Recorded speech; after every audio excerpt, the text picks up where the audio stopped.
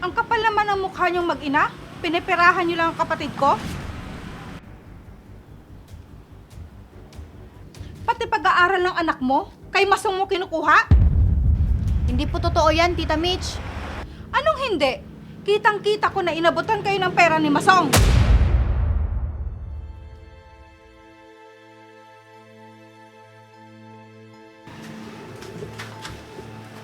Ate Mitch, Sino yung kasama mo, Masong? siya si Ruby ate. Magsasama na kami. Magiging asawa ko na siya. Asawa? Hindi ba may asawa ka na, Masong?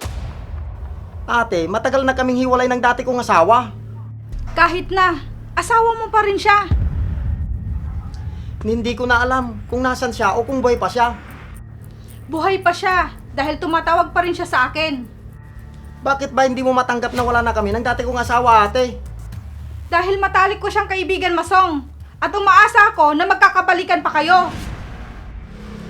Hindi ko na siya babalikan, ate. Bahala ka na nga dyan.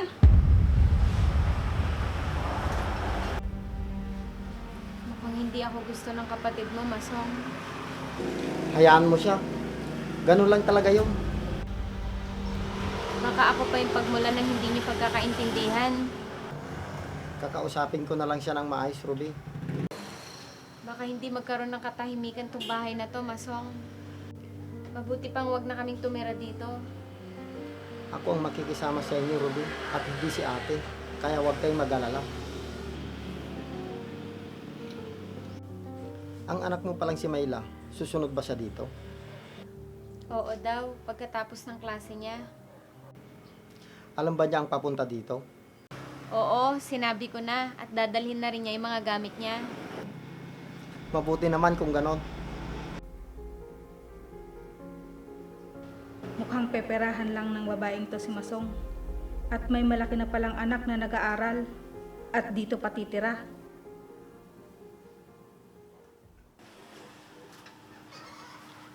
Ruby, papasok na ako sa trabaho. Masong, kung payagan mo na kaya ako magtrabaho. Huwag na, Ruby. Malaki naman yung kinikita ko. Baka kasi nakakahiya sa ate mo. Baka sabihin niya na umaasa lang kami sa'yo. Hayaan mo lang si ate, Ruby. Ganun lang talaga yun. Palibasa, wala siyang pamilya at dalawa lang kaming magkapatid. Ilang linggo na kami dito, pero hindi pa rin kami magkasundo. Basta, gawin mo lang yung tama, Ruby. Mukhang mas mahal na ng kapatid ko ang babaeng yan kaysa sa akin. Ito pala yung pera. Pambili mo ng pagkain mamaya at mga kailangan dito sa bahay. Sige, Masong. Mukhang pera talagang babaeng to. Si Mayla, may pera pa ba siya para sa pag-aaral niya? Meron, Masong. May naiwang pera ang papa niya para sa pag-aaral niya. Sapat na ang perang yun hanggang sa makapagtapos siya. Ganun ba, Ruby? Sige, alis na ako. Sige, Masong. Mag-ingat ka.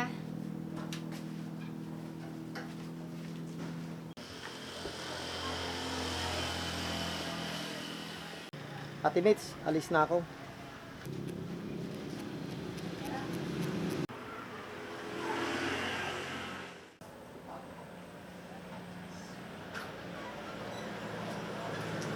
Ma, pasok na po ako. Sige, anak. Mag-iingat ka. Sandali, anak. Magtatagal ka ba sa paaralan mo? Hindi naman po, Ma. Bakit po? Ikaw na lang ang bumili ng pagkain natin mamaya. Maglalaba pa kasi ako ng mga damit natin. Sige po, Mama. Ito yung pambili mo. Sige po, Ma. Mukhang pera talagang mag-inang to.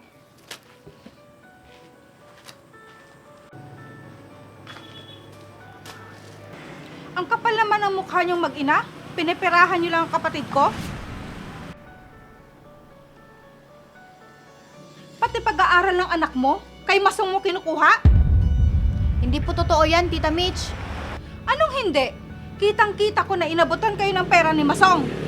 Anong? Tama na yan, Marla. Sige na, pumasok ka na. Ma, Mga mukhang pera.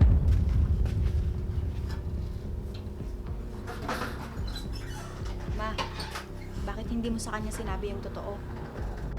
Pabayaan mo ng Tita Mitch mo, anak. Sige na, umalis ka na.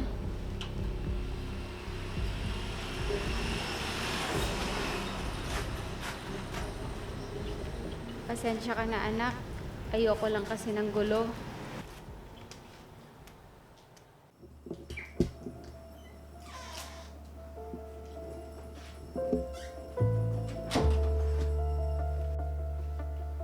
Ate Mitch, may pupuntahan lang kami saglit ni Myla. At saan na naman kayo pupunta?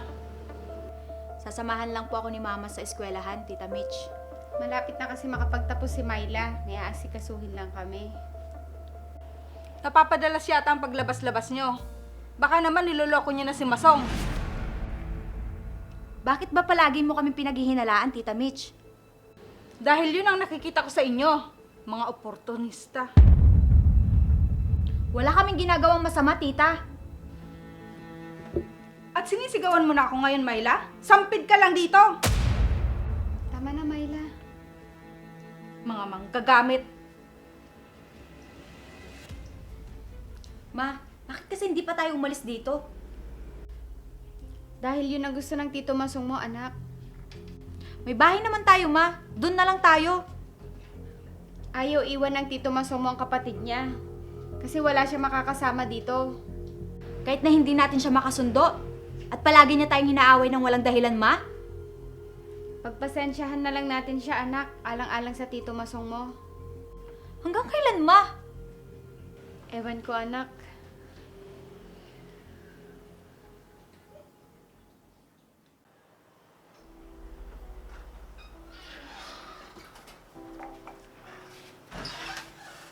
Masong, pwede ba tayo mag-usap?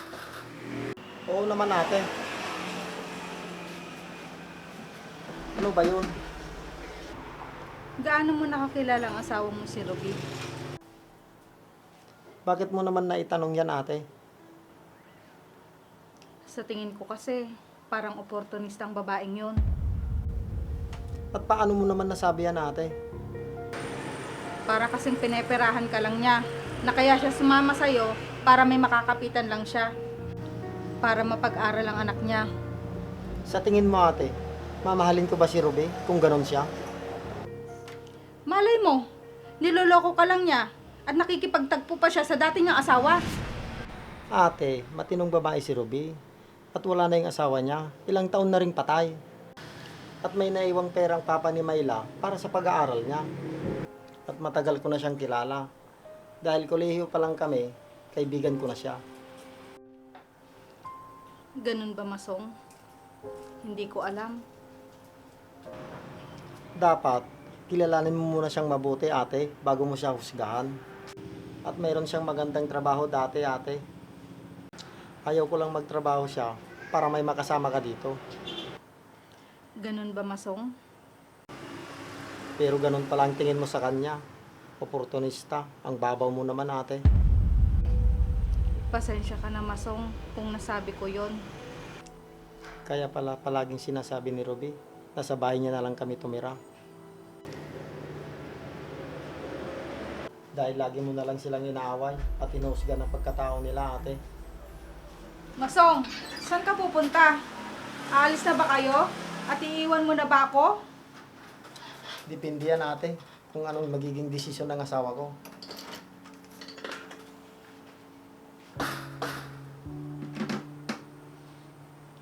Paano na lang pag iniwan ako ng kapatid ko? Mag-isa ko na lang dito.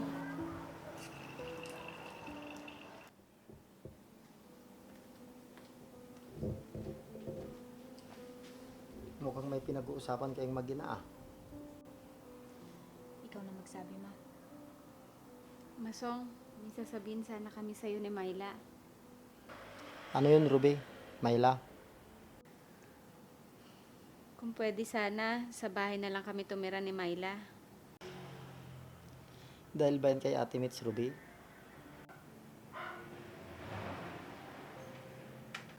Oo, Masong. Hindi na yata kami magkakasundo ng kapatid mo. Puro na lang po kamalian ang nakikita niya. At lagi niya po kami pinaghihinalaan, Tito Masong. Ganun ba? At tinawag niya pa po kaming oportunista. Hindi naman totoo yun eh. Di ba, Myla? Pero yun ang pagkakakilala niya sa amin, Masong, na mapagsamantala kami ng anak ko. Maling-mali talaga ang pagkakakilala ko sa mag-inang to. Hindi ko na ba kayo mapipigilan sa pag-alis niyo, Ruby? Para na rin ito si katatahimik ng kapatid mo, Masong. Namin ng anak ko. Oo nga naman, Tito Masong. Baka saan pa po umabot ang away namin kapag nagtagal po kami dito.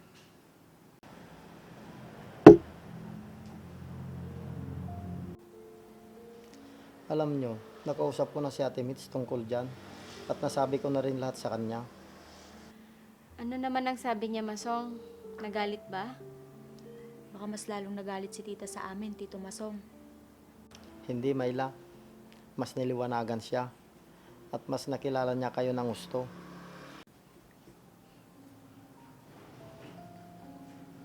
At nagsisisi siya sa mga nagawa niya sa inyo. Ganon ba, Masong? Salamat naman. Hayaan nyo, kakausapin ko rin si ate para makausap niya kayo.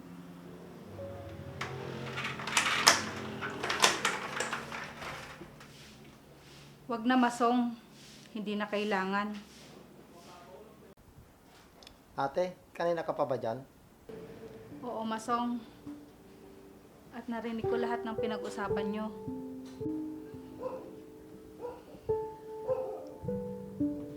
Ruby, patawarin mo ako sa mga nagawa ko at nasabi ko na hindi maganda. At sa'yo din, Myla, mapatawad nyo sana ako. Mali na husgan mo ang isang tao, ate, kung hindi mo sila kilala ng lubusan. Oo, Masong, maling-mali talaga ang nagawa ko at nagsisisi na talaga ako. Ruby, Myla, itutuloy niyo pa ba ang pag-alis niyo? Oo, Masong.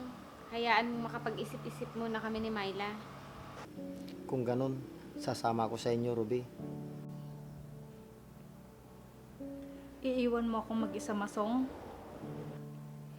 Pamilya ko sila, ate, kaya kailangan ko silang samahan. Hayaan mo, Ate Mitch. Babalik din kami dito. Talaga, Ruby? Ayaw din naman namin na mag-isa ka lang dito dahil si Masong na lang ang pamilya mo. Hayaan mo, Ruby. Sa pagbalik nyo, magiging buo at masayang pamilya na tayo.